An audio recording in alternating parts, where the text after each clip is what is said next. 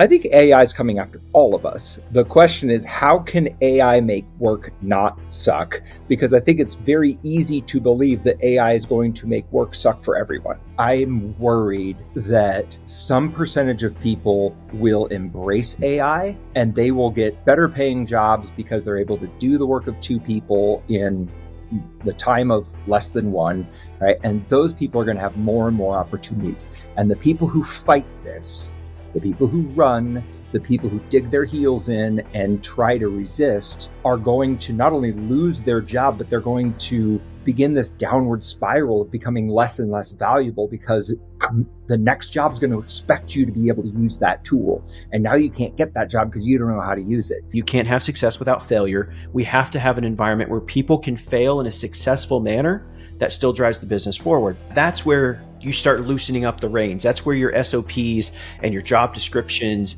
and your boundaries can be a little more looser. You want your boundaries to be rigid so everybody knows what's inbound and out of bounds, like think a soccer pitch. Right. Everybody knows the goal lines, the markings on the field, but nobody's telling the striker exactly every step to take. Right. He knows his position. He knows what he's got to do. Nobody's telling the goalie exactly when to dive for the ball and when not to. He knows his position, defend the goal, don't let the ball go in. Right. Oversimplified, but you don't have to overcomplicate the journey side of it if the vision side of it is clear in the direction, the definitions, etc. I think if you go straight from being fired to trying to get your next job without a break, without a pause, you're not going to make it. If you've been let go, pause, take a deep breath, figure out what you really want, find your mojo, and then go after it. But don't chase the next job out of desperation, or you and your next employer will be disappointed. I think that's where humans are really going to be able to always be differentiated from AI and robots, is our ability to create and form connections. And so that's where the value is going to go. People who know how to use AI to automate the repetitive so they focus more on the creative and the connection, I think those are going to be the winners in the new economy. Welcome to the Make Work Not Suck podcast. So basically you're asking, is AI coming after my job? I think AI is coming after all of us. The question is, how can AI make work not suck? Because I think it's very easy to believe that AI is going to make work suck for everyone. Or is AI going to create better, higher value jobs? So let's see. The vision of AI in work, business versus employee perspectives. Which one do you want to take? I'll take the business perspective. You take the employee perspective. Okay. I've worked with a lot of Chick-fil-A operators. They cannot wait for the robot army to be here. They tend to hire a lot of teens and early 20s. Those would be considered, Gen Zs, maybe some Gen Alphas. And this one guy that I've worked with for several years, he was like, being a Chick-fil-A operator is great. People love the food. I'm respected in the community and, make good money. And I was like, okay, so then what's the problem? He's like, being a Chick-fil-A operator sucks. All I do is deal with teenager drama all day long. And he's like, man, if I could just have a robot, I would gladly pay significantly more because I know they're going to show up. I'm not going to have to deal with the nonsense. I'm not going to have to deal with the BS that comes with just dealing with people. And look, this is a hard job. I just need somebody to bread chicken. It isn't sexy, but somebody's got to do it. And the moment I could hire a robot to do it and replace that 18-year-old in the back, I will do it. So that's interesting. We started out with AI and you went to robot, but the robot's probably going to be powered by AI because they've got to make some level of decisions. I mean, I guess you could probably have an arm that, just like drop chicken in, drop chicken here, but you probably still need a human or another robot to do another component, another robot, and then your technology bill gets. I mean, maybe today you will, but pretty soon, I don't think you're going to need that many robots. Like, I'm pretty sure you can just buy one robot that makes chicken sandwiches and it can bread the chicken and fry the chicken and prepare the sandwich. Well, it doesn't have to be 4 robots. There's a series of restaurants around me that actually have a robot that delivers the food. Somebody still cooks it, but they put it on a little robot and the robot walks it over to the table. There's a couple of burger joints that the burger concept. I don't know how if it survived, but it was called Flippy, and it was like a burger flipping robot. So they put the robot in the back to cook the food, but you could actually watch it cook the food because there weren't people back there. Whole side note, you don't have to worry about workers' comp. You don't have to work like it's far more sanitary to have a robot in the kitchen than a bunch of teenage boys. Let's be honest. So there's more than just the economics here of an argument for outsourcing at least some of those kinds of jobs to our AI robot overlords. Yeah, well, then you got the other side of that is it's more sanitary until it springs an oil leak, and then Okay, sprays oil everywhere, or a thunderstorm rolls through, and lightning zaps it, and then there your $100,000 employee that is perfect is no better than a teenager that doesn't show up. Right. maybe worse because he weighs 3,000 pounds and you can't move him. But I think those are the anomalies, right? So from the business standpoint, you could probably bake that in the equation and just go, I can have a spare robot, or I can do it. But let's talk AI. I mean, okay, with AI today, people are able to outsource, task and particular, just like low level things like calendar organization or meeting scheduling or, content creation. There's just so many little micro tasks that you can do that you would normally pay somebody. Maybe on the low end, you'd pay somebody, $15, $20 an hour to do it. Or it'd be a full-time job that's, $60, $70, $80,000 a year. But right now, if you can use AI, somewhat efficiently, you can almost replace an entire person just by making the current people more efficient. And the real question is how much more of the workforce is going to get slimmed down, because it's not there's the old antic of everybody working harder. But if you give people tools that allow them to work faster, more efficient, or you're just literally offloading work, right, then you need less people. Yeah. So the real question is like, where do you sit on that continuum? Because if you're a person that gets cut from it, you're looking at this as AI is coming after my job. If you're the person that knows how to utilize the AI and you are now as powerful as, 3 to 5 humans at once, you're probably loving this. Yeah. But I think that's a really big, important distinction. I might call them the haves and the have-nots, right? The people who know how to use AI will radically improve their value in the market. The people who don't know how to use AI will end up getting a job where the robots tell them what to do. And I think that divide is here, and it is accelerating at us. Well, and there's at the end of the day, the more robots that get into the marketplace, or the more AI. Well, let's say this way. You've seen NVIDIA shares, right?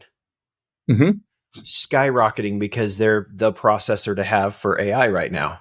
Right. Somebody's still got to make those chips. Somebody's still got to service the servers. There's, still infrastructure that has to be maintained to support that.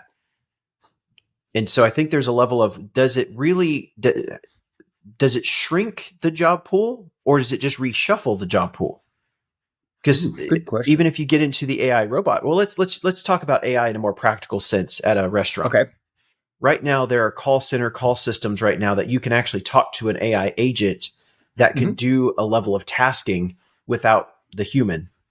Right. Check my schedule, check my bank balance, check this, check that, give me this input. You could theoretically probably roll that out. And it wouldn't surprise me if somebody's either already done this, doing it, or about to do it. You could roll that out in the drive-through for order taking. Sure. You don't have to have there's so many factors on it, between the attitude that you might get from an employee to, there's a one person working the register and the front counter and this, that, and the other, and you're creating a line versus that AI agent at the speaker box having that more natural conversation, taking your order. that just streamlines it. But somebody's got to maintain that. When that breaks, somebody's got to fix it.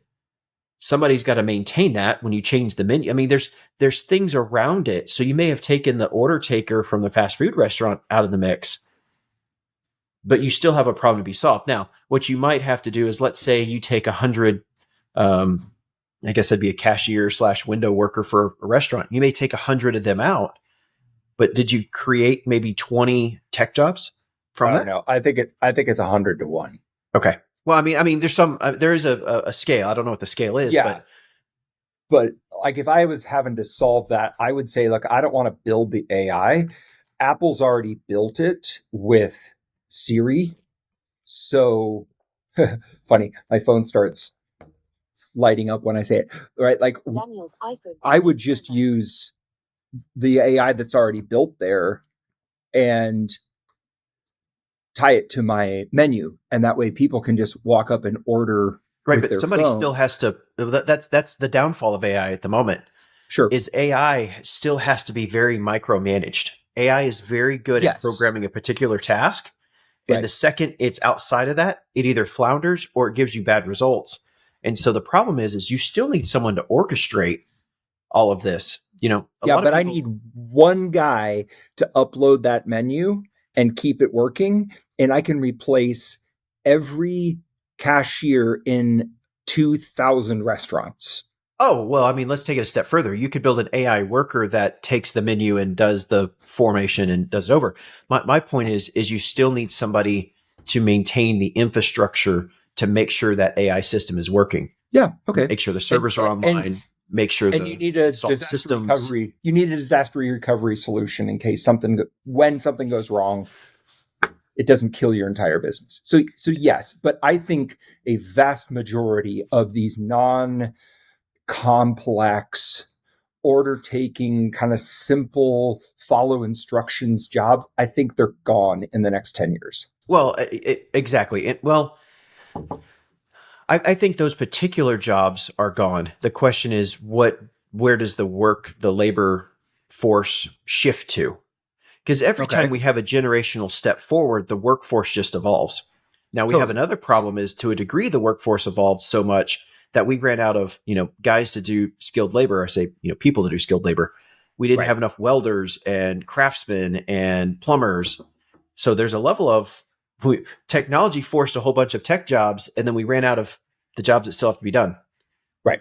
I'm worried that some percentage of people will embrace AI and they will get better paying jobs because they're able to do the work of two people in the time of less than one, right? And those people are going to have more and more opportunities. And the people who fight this, the people who run, the people who dig their heels in and try to resist, are going to not only lose their job, but they're going to begin this downward spiral of becoming less and less valuable, because the next job is going to expect you to be able to use that tool. And now you can't get that job because you don't know how to use it.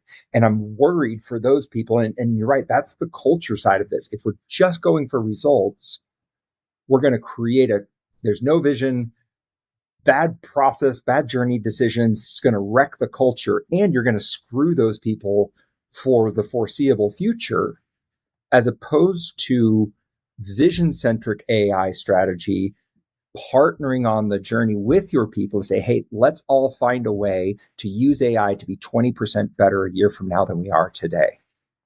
It builds trust. It builds effectiveness. It builds their capability so that even if something terrible happens and they're not with you a year from now, they're still more valuable to their next employer. Oh, 1,000%. And you said something in there that I didn't think about when I was talking through this earlier. It falls into like using it for the wrong manner. I think there's a level of people are going to use AI to create more task for the employee. It's going to mine the data and it's going to give them all the work they need to do. And all you're going to do is just pile on more work for the human to do because you just automated the to-do list. Right. I think that's a very surface level solution. And though that may be a first step is building a to-do list, I think you got to go full journey on this stuff. Is not how do you stack a to-do list for a human. It's how do you actually get the work done, either without it. Like, you have to elevate the human in this equation, not just try to wring more out of the human by having AI drive more on their plate. Yes. And that's the difference between the red and green line. Red line, you're just going to squeeze your people more by having AI throw more at them, as opposed to actually taking work off their plate, going full journey on this. I think there's an AI race to the bottom and an AI race to the top. And the race to the bottom is probably like that red line of how do I use AI to micromanage my people, to give them more work, to make them do more. And I think there's going to be people who do that, and it's going to end poorly for them and for their employees. I think there is another option, which is how does AI elevate? How do I get rid of the crappy work that nobody wants to do, that is in every job, right? Your best job, just as a side note, your best job is 80% what you want and 20% suck, right? There's just, every job has some part of it that sucks. How can we make that as small as possible so you spend the majority of your time doing the thing that's truly valuable, doing the thing that's you love to do, that you actually get excited to get out of bed for? Like, I want that to go from 10 hours a week to 30 hours a week. And I got to get all these other things off of your plate. That's where the AI gets focused. That's what we're trying to do. I want to get rid of the low value add repetitive work to free you up to do more of the high value add, which would be creative work, which would be relationship building. So, high touch service, sales, creativity, product, like, engineering, like building things, not building version 10,000 of the same thing, but like building new things. I think that's where humans are really going to be able to always be differentiated from AI and robots, is our ability to create and form connections. And so that's where the value is going to go. People who know how to use AI to automate the repetitive, so they focus more on the creative and the connection. I think those are going to be the winners in the new economy. Ryan, why does work suck? If you were to boil it down, is it the hours? Is it just too many meetings, ineffective? Is it just crappy coworkers? There's a lot of different reasons, but according to a massive study done recently by Gallup across 52 countries, what really makes work suck or not suck is leadership. And a lot of leaders are getting it completely wrong. What Gallup found in that study is most people don't just want a paycheck and great benefits. What they really want is hope, trust, compassion, and stability. The biggest one, I think, in there is hope, because they want to have something to believe in the future. If they don't have hope that there's a future in their job and their role, then it's going to make work suck, and it makes it feel pointless. Yeah. So let's break down those four: hope, trust, compassion, and stability. Let's talk about what they mean. Let's talk about why most leaders suck at it, and how anybody, whether you're a leader, manager, or just, starting your first job, what you can do to make work suck by leading better. Awesome. Well, and I think in today's episode, we're not only going to praise great leaders, but I think we're going to roast a few that aren't even getting it right. So we're going to go for the good, the bad, the ugly, and everything in between. We'll say this: if you feel roasted, it's not us doing the roasting. But if it gets hot when you're listening to this, it might mean that your subconscious is telling you need to listen and maybe change a few things. Yeah. So let's start with the data. Gallup asked people across 52 countries what they needed most from their leaders. Fascinating article, Ryan. I'm not sure if you got the chance to read the whole thing, but Gallup's very famous organization for doing these kinds of studies. 52 countries is a really broad data set that it's not just a US thing, right? And I think that's perhaps one of the risks. The overwhelming majority of the work that I do is in the US. And so I think I can have a biased view. slanted towards the US workforce, but I love the fact that this is across all these different countries. And what they found was is that there's four things that people want from their leaders. And this is in order: hope, trust, compassion, and stability. Hope was actually the biggest one. At 56% of people said they need hope from their manager. Next was trust. Trust was only 33%, still a big number, right? But only a third of people said they needed to trust their manager. Compassion was at 7% and stability at 4. So here's I'm going to couple a couple things there, because we said there's four of them, and I'm going to reference back to one of our previous episodes. So hope at 56%, I get that. That is huge. That's up there. Trust 33%. That's still a big trust, or a big chunk. But compassion and stability at 7 and 4% respectively, that seems pretty low. And I'm going to guess, based on some of our previous episodes, we talked about pay. There were several comments that were like, just pay people more, pay people more. People just want more money. So I think what we have to talk about here is let's assume the money is not the issue. I'm assuming in the study, it was talking about the difference between what makes you thrive at your job versus you just punch in, punch out. And so this was kind of that, if I understood the study correctly, this was like what keeps you engaged, what makes you drive, what keeps you motivated beyond just the paycheck. Yeah. Right. And I think it's interesting as I look at the numbers, I don't think this is only 4% of people said they need stability. I think the numbers here add up to 100. So I think it's like the percentage of the whole that this comprises. So, over half of what employees need from their manager is hope. Mm-hmm. That surprises me. Like, hope's an interesting word there. What was your first reaction when you saw that? So it not shocking at all, to be honest. Okay. So I've often said over the years, and this was the difference between failure and success in the past for me. And in the companies that I've run and in the companies I've worked with. And I've always said, any company I work with, the most dangerous thing we can do is provide hope of a positive future and not deliver on it. I said, it will destroy your company if you do not follow through on that, because the most powerful thing and the most dangerous thing is hope. And how many organizations have you walked into and they're like, yeah, we want to do this grand thing and we want to have the mission and we want to do this. And they get everybody rallied behind it. And then the CEO pulls you off to the side and goes, I just need to squeeze more profit out of it. I don't care about this mission crap and all this BS. And just like, how do we squeeze more profits out of it? Like that makes them happy. That is a false hope. And that is very deadly and dangerous. So the reason why it's 56% is because it is the most powerful thing in an organization that can make it be from a raving success, building raving fans, building a raving culture versus a company that squeezes its people. Do you think that this is more true now than it used to be? Like, there's a part of me that thinks that this is growing in its importance. And that if you'd asked 20 years ago, hope would have been on the list, but it might not have been as big of a contribution.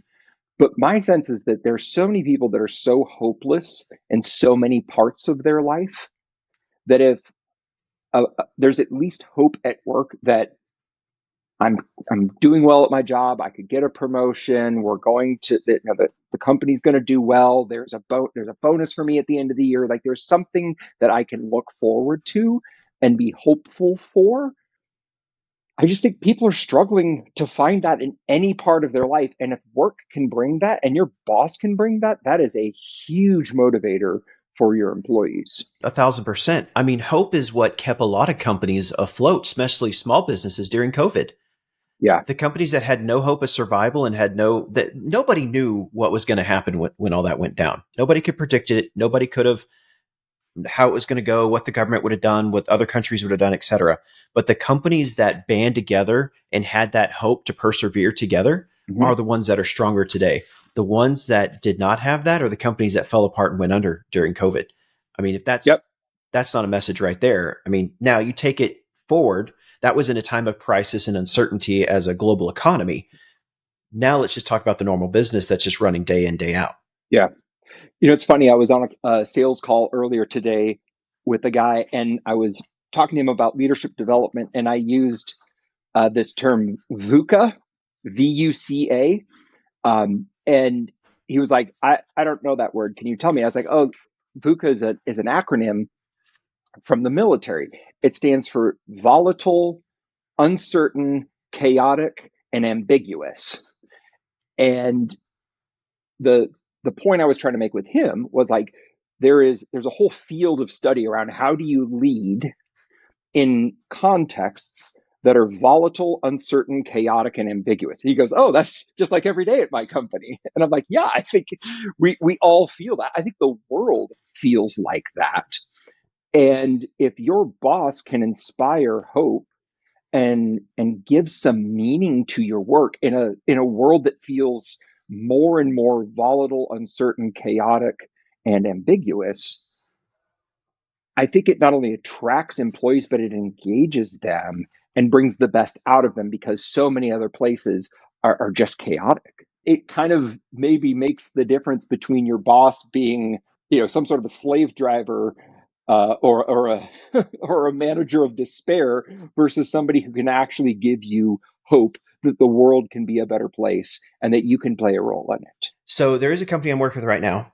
And when I started working with them in March of last year, they went from like everybody got 20% pay cuts. They had to cut staff and they're going to be out of cash. Like they were cash burning. They were going to be out of cash in, it was, I think, 3 or 4 months. Yikes. By getting the vision clear and getting alignment on it, not only did we stabilize the business, that we still had to cut a few people and we had to do the pay cuts, but we were able to stabilize the business that we didn't have to do further cuts and didn't have to, potentially shut the business down. I mean, I don't think it would have shut down, but it would have to dramatically scale back, and then that would have taken years of life away. But the founder doubled down on it and has focused on the vision and given the clarity that now everybody has more hope in the business. There's more trust in what we're doing. There's more compassion into it, that we built a level of stability. Year over year growth is up dramatically. I mean, I think they were like negative 19% growth overall last year. January this year was positive 20%. That's a 40% growth between last year to this year. That's a big swing. It maintained in February, and it looks like it's going to maintain in March. It's great. They're more efficient as a business. Their meetings are more productive. Their people are happier. Don't get me wrong. There's still a lot of work to be done, but it is a completely different business because the founder doubled down on the vision, got clarity, and provided the hope, transparency, and compassion behind it that has built a positive some future. Stability. That's it. It's built some stability. Yeah. All right. So if you're a leader and you're listening to this and you hear those 4 in order: hope, trust, compassion, and stability, and you get uncomfortable with one of those words, you're like, 3 of those are great. One of them, either I don't believe or I don't want to believe because I know I'm bad at it. What would you recommend to them? Like, what are some real practical ways to help people get better at this? How do leaders create hope, trust, compassion, and stability in their organizations? I mean, I think I'm going to just piggyback right off that story I just shared. If you don't have hope, the strongest, if the worst one you have is hope, which was the higher percentage, right? The best thing you can do is try to articulate a clear vision of what you're trying to achieve, what the goal is. And I do think there's a lot of confusion between vision and journey. I think a lot of people say the vision's not clear enough. In reality, it's the journey's not clear enough. But let's start with the vision. What's the difference in, the vision's not clear versus the journey's not clear? When people are looking for the step-by-step, like I have to know how to do every aspect of my job, or the vision's not clear enough. Right. So when it comes down to, like, you provide a list of things, and it goes back to the job description. It's like, here's your responsibilities: this, and everything else that is not listed here. Yep. What people want is like, well, just put the everything not listed here. Please just put it on the list, and then therefore I have my description. There's always a nuance. There's always a anomaly or an exception to the rule, and so people go, the vision isn't clear enough because I don't have all of the processes and procedures and SOPs and expectations outlined. That's a Yeah. journey problem. It does start with a clear vision, though, because where the vision comes in is if the and everything else, you're the janitor, you're the Hmm. marketeer, you're the sales guy, you're the phone operator, you're the finance person. Like that's just, there's no vision in what you're trying to do. You're just all over the place. Right. I would So, say it's funny you would say that because I'm working with a client right now that is having some of these challenges. People like that. I don't understand the vision. The vision's not clear. The vision's not clear. And I think the vision is clear. I think it's a journey problem. To your point, it's the vision's clear. The journey is not. If the journey is so crystal clear that you know exactly what you're supposed to be doing and exactly how to get there, and you've got visibility into the next 5 or 10 steps, you will not have a job much longer. There will be a robot that will come do your job very soon. Your boss is paying you to help them figure out that journey. And the moment there's no more thinking required, that's the moment we're going to hire the robots. So you can look at that one of two ways and say, well, the vision's not clear. I don't understand what I'm supposed to be doing. That's the job. Like you have to help them figure that out. And if you don't want to do that job, AI will. You're never going to have perfect clarity. And if you do, you should be very nervous because that's the moment I can outsource your job to some other place that'll do it for a fraction of the cost. Uh, Being comfortable with that uncertainty is a big part of what our jobs require. And it is funny, I think, especially technical people, detail oriented people, it's not clear to them if they don't have every letter spelled out for them. But that's not actually a good thing for you because if I'm having to come up with every one of those steps, we're not really going to get to a good place. I need you to help me in that journey and define it with me. look, I get there are some things where we need things spelt out like that. Like if you're manufacturing a medication and, measurements and things matter, like there are situations where it does need to be spelt out, but Sure. that's the exception. That's not really the rule. And I think it goes back into if you build the environment where people can be successful. Actually, Hmm. let me rephrase that. If you've built an environment where people are afraid, there's that lack of trust, lack of compassion, stability, etc., then people are afraid of making mistakes. When people Hmm. cannot make a mistake, then they want everything spelt out for them so that they don't get punished for making a mistake. Because if they have every little I dotted and T crossed and they follow it, then you can't yell at them. But Hmm. what happens is we think we want that, right? Like we want every I dotted T cross. Then what we get is an SOP that's so overwhelming that we can't possibly do it, and it doesn't incorporate everything. And then we fail it, Hmm. and then we get yelled at, and it's like, well, you're both wrong. The other thing I Right. want to call out is there's a difference between a mistake and a repeating mistake, or what Hmm. I often call mistake versus sin, right? In the sense of you cognitively chose to make that decision knowing the consequence was negative. A Hmm. mistake is when you unknowingly make it and you learn from it, you improve it, and you don't repeat it. There's no such thing as a repeat mistake because the second time you cognitively chose to do it wrong.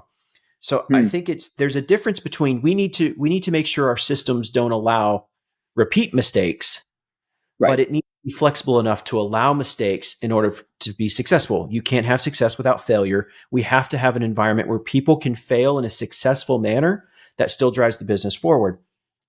That is that's where you start loosening up the reins. That's where your SOPs and your job descriptions and your boundaries can be a little more looser. You want your boundaries to be rigid so everybody knows what's inbound and out of bounds. Like think a soccer Right. pitch. Everybody Mhm. knows the goal lines, the markings on the field, Yep.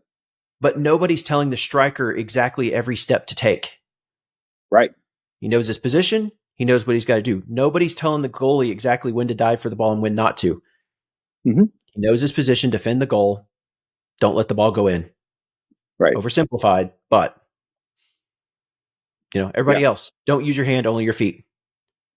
Like you don't have to overcomplicate the journey side of it if the vision side of it is clear in the direction, the definitions, et cetera. So over 100,000 government employees have been affected by recent mass layoffs, right?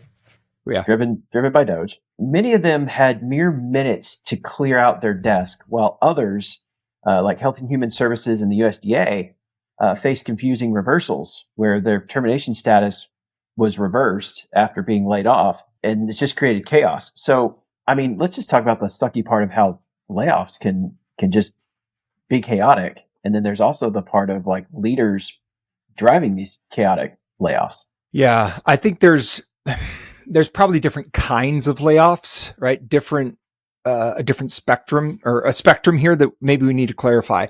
I think that on one end of the continuum is probably people who've been let go for a reason, right? You've done something unethical. You've done something that is not okay. HR is probably walking you out the door. That's probably not what we're talking about so much. I would say in the middle are probably those layoffs for performance, right? You weren't a good fit for the job outgrew you, for whatever reason. Those ones are hard, but that's maybe another category. And then I think there's just this chaos, maybe on the other continuum or other end of the continuum, where there are broad sweeping decisions being made that don't really have any sort of fine tuning for who's being impacted. It is just, massive, broad sweeping decisions. And you can just be in the wrong place at the wrong time and get caught up in that. And it has nothing to do with how good you were at your job. You're just kind of in the wrong place at the wrong time. But hearing about what's happening with Doge right now, I think the ambiguity would be the worst, right? To not know what's really going to happen. Like if you get caught up in something, that sucks. Usually the industry knows. Usually it's not too hard to bounce back. But when just this huge, massive amount of people are kind of being let go, but maybe not, like what the heck do you do with that? Well, I mean, again, layoffs just suck in general, right? You're taking off like the downside downsizing or the you deserve to be fired, reasons, Mm-hmm. right? Yeah. But I think in like some of these cases, some of these big corporate, enterprises, they announce these layoffs. Hey, we're going to lay off 10,000 people over the next year. Mm-hmm. And people don't know what's going on, but at least they have a little bit of like, it's coming. I mean, I'm looking at one of these cases right here. Like here's a 24-year-old from, Health and Human Services, got a cold email over the weekend. Literally just like, your job's terminated. Goodbye. Now, I guess you could kind of say, well, we knew Doge was coming, but you got to think about each government department is like a different company. That's like just saying, hey, Fortune 500, we're going to lay people off somewhere. Right. Yeah, that's not helpful. Yeah, the ambiguity is definitely a big problem in layoffs. And here's a spicy take for you. Ambiguity in layoffs isn't just unethical. It's leadership malpractice. Ooh, I like that. And I agree. I think that if your people are shocked that they're being laid off, you've not really done your job well as a leader. People should not be blindsided by a layoff. Now, massive market shifts. Okay, maybe because everybody's surprised, but if the leadership team's known for a long time and the employees get blindsided, that means the leaders are not doing their job right. Oh. Let's go through 8 ways to make sure that layoffs don't suck, or at least don't suck as much, and how you can get your career back on track. So the 8 ways to bounce back from a layoff. Absolutely. I'll go first. Number 1, I would say it is important if you've experienced a layoff, it is important to rewrite your story from victim to hero. It is very easy when you've ended up on the wrong side of that conversation to view yourself as the victim, to feel like a victim, and then to build a story that frames you as the victim. Somebody once said, it's not so much what happens to you, it's the way you explain what happens to you. And if you frame yourself as a victim, it's much harder to get somebody else to hire you than it is if you frame yourself as a hero, right? And hero doesn't necessarily mean that you are the guy who saved the day. It could be just as simple as, here's what I tried, here's what didn't work, here's what I learned from it. Even something that kind of a spin can help people understand that, look, bad things happen to all of us, but do they have a good attitude? Did they learn from it? And are they better now than they were before they had that experience? That's really what most hiring managers are looking for, because most hiring managers know that people can get stuck in bad situations or be in the wrong place at a wrong time. But if you're going to blame everybody else, that's not somebody I want on my team.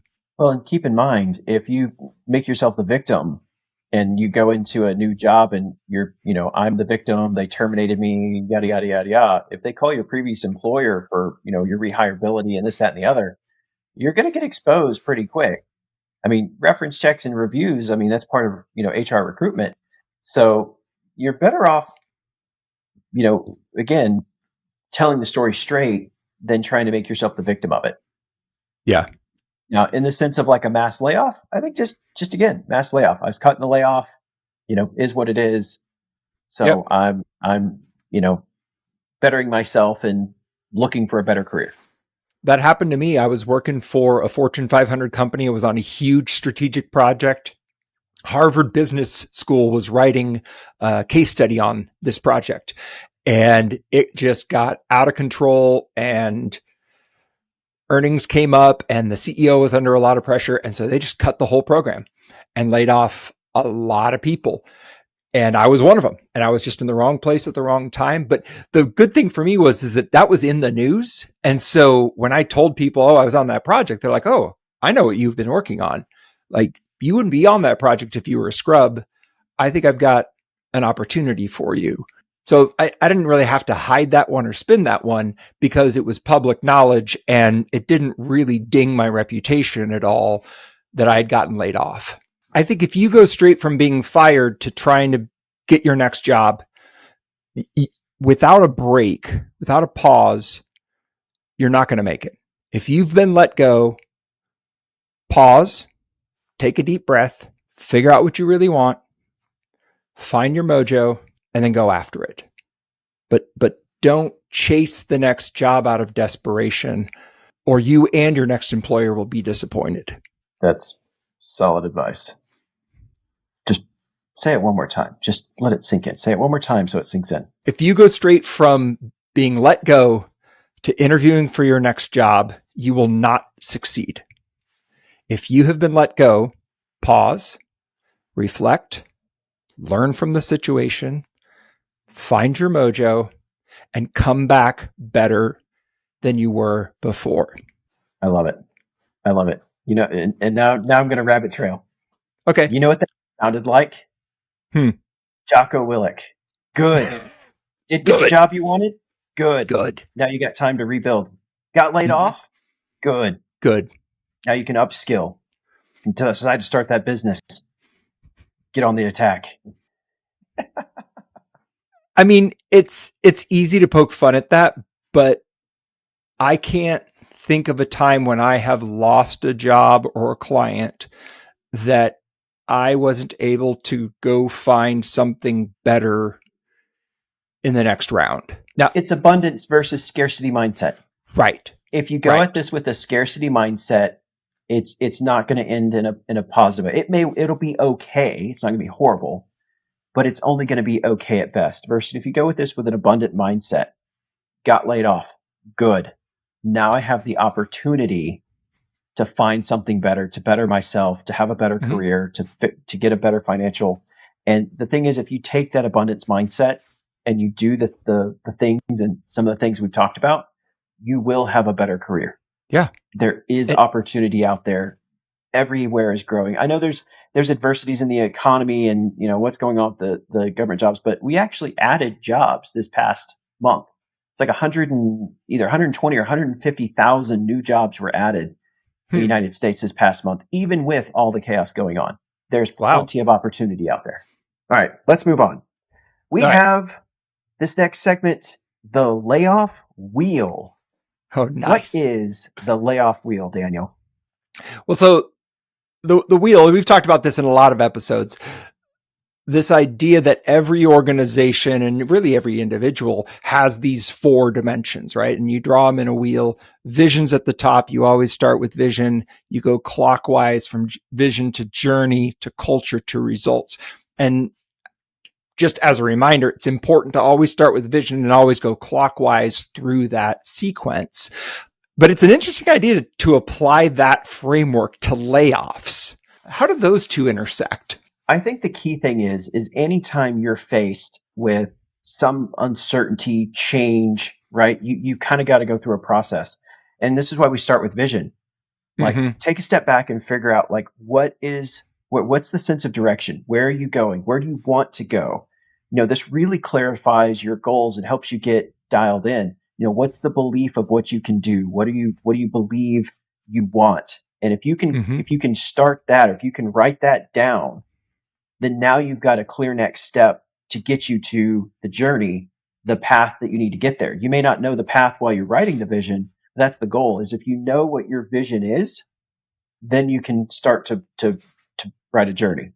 If you go straight to journey, or you go straight into results without really having a clear goal, I mean, that's the definition of insanity. You're just, you're never going to get there. So I'll tell you a personal story. I was a director of product at a Fortune 500 company, director of product management, technical product management. And I had the most fun in my career. For about 2 years, I was functionally leading a startup within a Fortune 500 organization. Had a blast.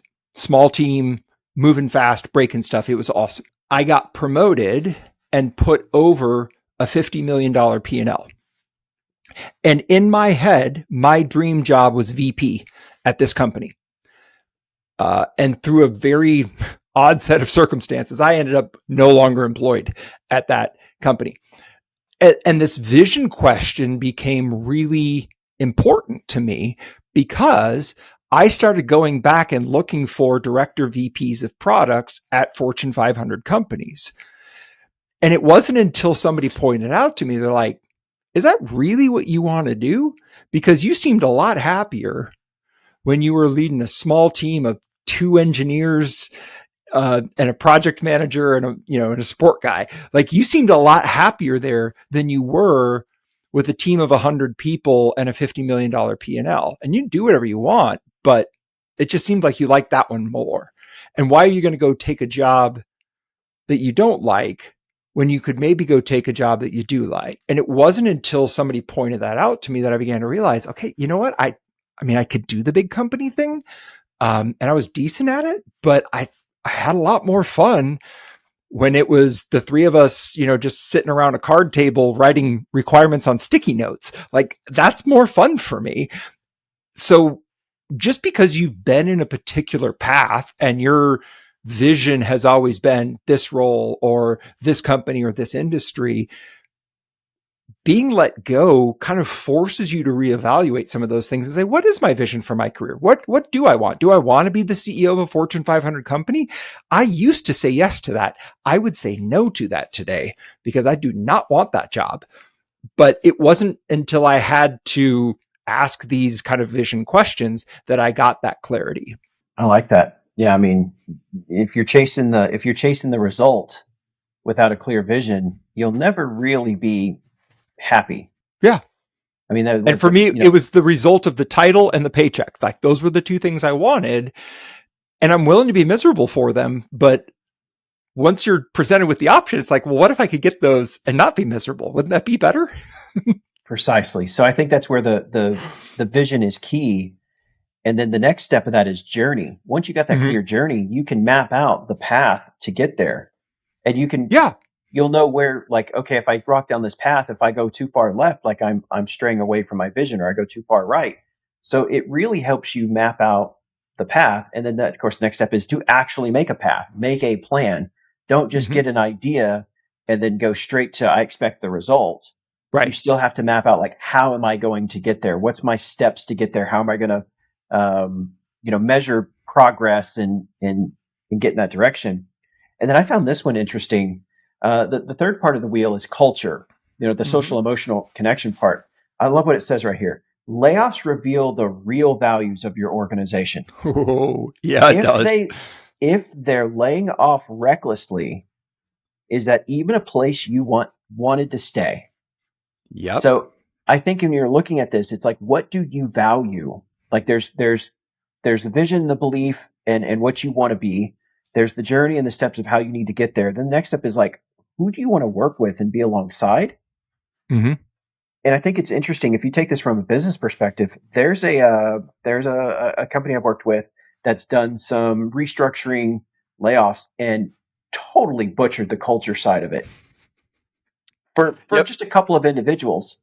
For 2 to 3 individuals, it was just handled horribly, and the culture of the company has had a negative ripple effect, and more people are resigning because of this exact thing here. It revealed the true colors of the organization, and it was pretty clear that the core values that were on the wall were not what the company actually believed. So, on a personal note, if you can define what the behaviors that you want to live by, the principles you live by, and you can find that in a company you're searching for, you're going to be much likely to have, be successful in the job, excel in the role, love the company you work with, love the people you work with, etc. Make work not suck. Our podcast that talks about exactly that. Our process, vision, journey, culture, and results. We present real-world business solutions that make the difference. Our goal is to make work not suck.